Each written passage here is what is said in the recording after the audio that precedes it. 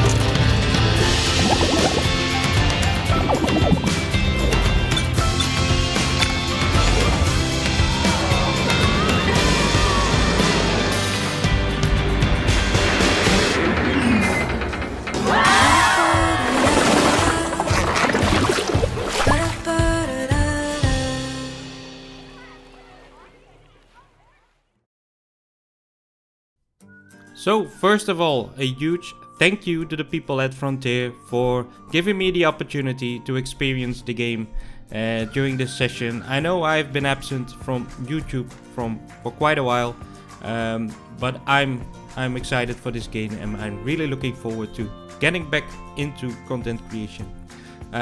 Unfortunately, something went wrong with my recording during this session. The audio wasn't useful or usable at all.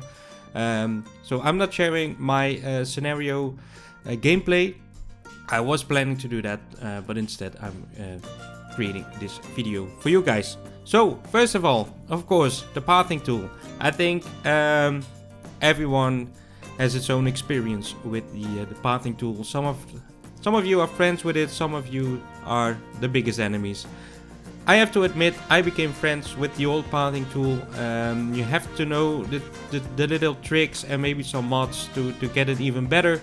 But I think the new pathing tool is quite an eye-opener. It's just a complete remake of the old tool. You can see me struggling at the moment on the screen. I think it's gonna be another learning curve. But it has quite some useful new features like the stamp tool. We have the copy tool, the tool for the creation of of plazas. We have the round tool. I think it's gonna be much easier to create some nice pathing within the game. Also, the hitboxes of the pathing is much better right now. You can just place a shop or whatever on top of the path, or a ride or whatever, which is really nice. Next up we have scaling.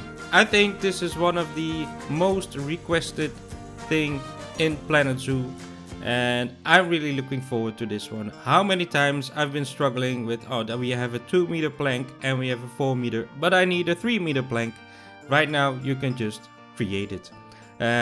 Of course, you can do this not with every single piece in the game. I think the grid pieces are not scalable, which is logic, because it's also still called 4 meter wall, so that's not very useful if you can scale it.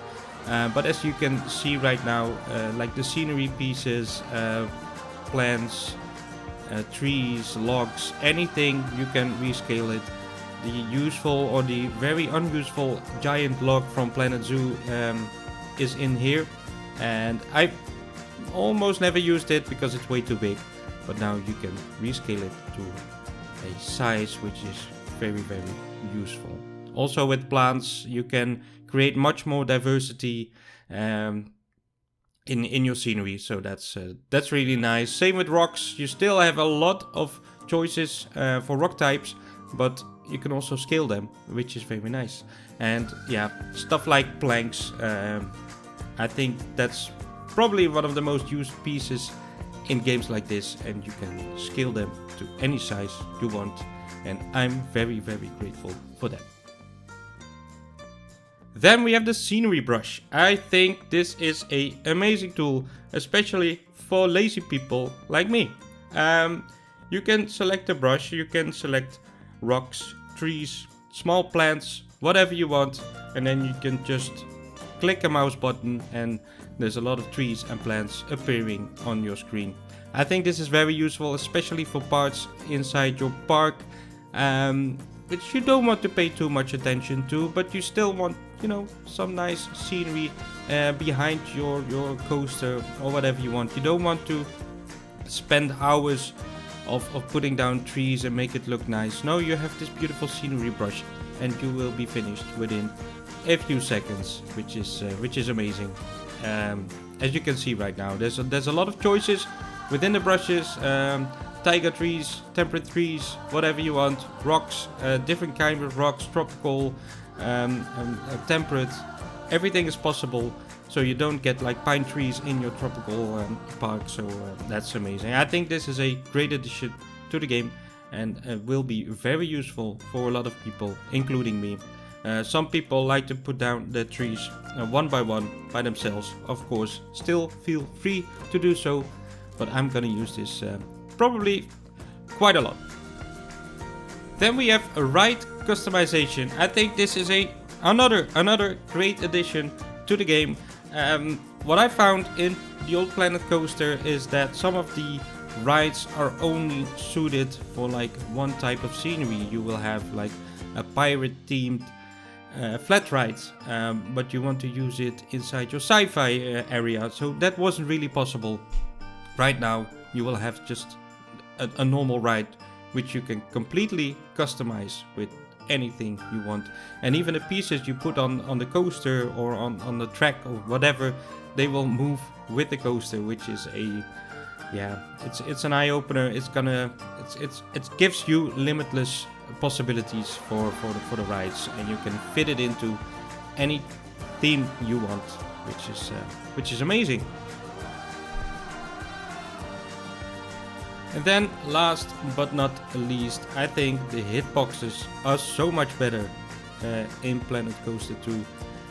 The things like shops and path, I think you already saw that in a couple of videos, but it's just amazing. You can put down your shop on the path, you can put down your flat ride on top of a path, and there's no errors popping up. If you want to place down a blueprint, it's so much easier.